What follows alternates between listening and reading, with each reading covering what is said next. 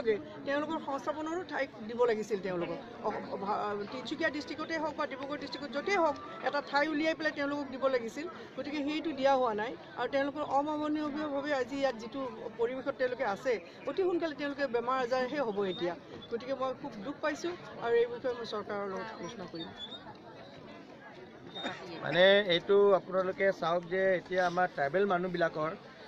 মানুহবিলাকক আমাৰ চৰকাৰে আমাৰ মাননীয় মুখ্যমন্ত্ৰী সৰ্বানন্দ সোণোৱালৰ নেতৃত্বাধীন আমাৰ বিজেপি চৰকাৰে যে তেখেতসকলে এটা বৈষম্যমূলক এটা ব্যৱহাৰ কৰিছে যিহেতু আপোনালোকে চাওক মাটি নাই বুলি তেখেতসকলে কৈ আছে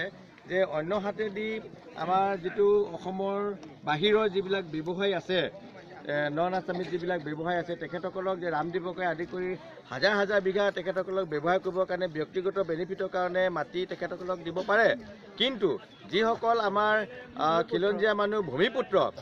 তেখেতসকলক আজি মাটি দিবৰ কাৰণে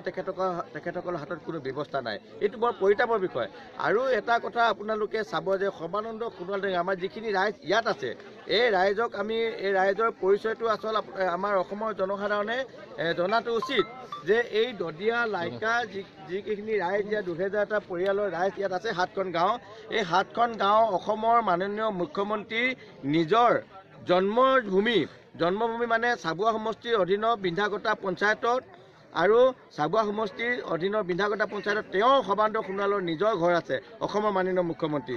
আৰু তেওঁ অসমৰ মাননীয় মুখ্যমন্ত্ৰী মহোদয়ে সৰুৰে পৰা খেলা ধূলা কৰি থকা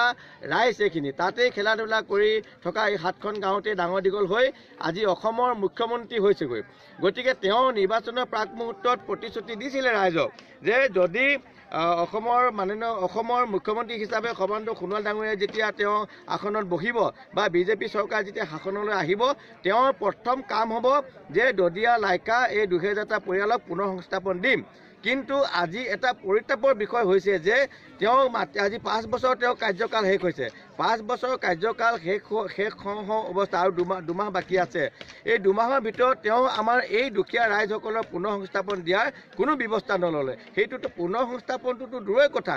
আজি তেখেতসকলে দিনে ৰাতিয়ে কেঁচুৱা লৈ আজি ইমান ঠাণ্ডাত আমাৰ ৰাইজে মাটিৰ কাৰণে আন্দোলন কৰি থাকিবলগীয়া হৈছে তাত এখাৰি মাত লগাবৰ কাৰণে আজি অসম চৰকাৰৰ মাননীয় মুখ্যমন্ত্ৰী হওক উপায়ুক্তই হওক বা বিধায়কই হওক তেখেতসকলৰ সময় নাই গতিকে এইটো এটা আপোনালোকে কিমান অমানৱীয় আচৰণ আৰু এতিয়া এইখিনি আৰু পশুপক্ষী নহয় ইয়াত মানে ৰাইজ আছে মানুহ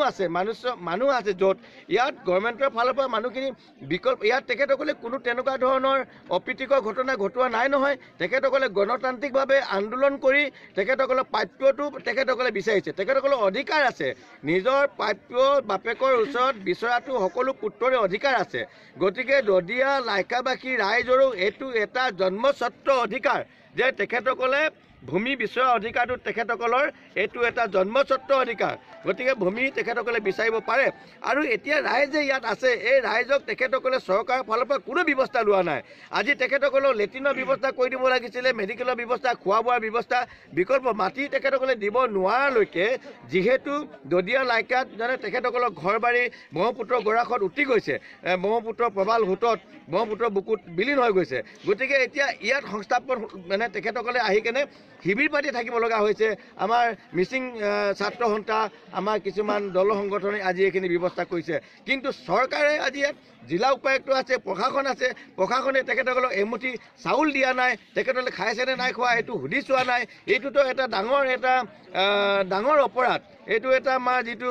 মানৱীয়তাৰ কথাটো কৈছে হিউমেনিটি ৰাইটছত আমি কথাটো জনাবৰ কাৰণে বাধ্য হ'ম যিটো আমাৰ মানৱ অধিকাৰ সংগ্ৰাম সমিতি আছে আমি তেখেতসকলৰ লগতো আমি যোগাযোগ কৰিব লাগিব যদি এইখিনি এই ৰাইজসকল যে দিনে ৰাতি আছে কালি ল'ৰা ইয়াত মৃত্যু হৈ যাব পাৰে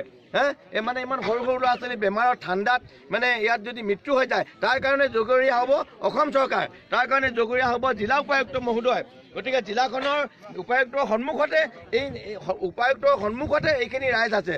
ৰাইজে কৈছে যে বিকল্প ব্যৱস্থা নোহোৱালৈকে আমি ইয়াত আছোঁ যদি যেতিয়ালৈকে চৰকাৰে মাটি দিব নোৱাৰে বা অন্য কিবা এটা মানুহবিলাকক ছেটেলমেণ্ট ব্যৱস্থা কৰিব নোৱাৰে তেতিয়ালৈকে ইয়াত আছে শিবিৰত থকা মানুহক মানে দিব লাগে যেনেকৈ ধৰণে এতিয়া মানে আমাৰ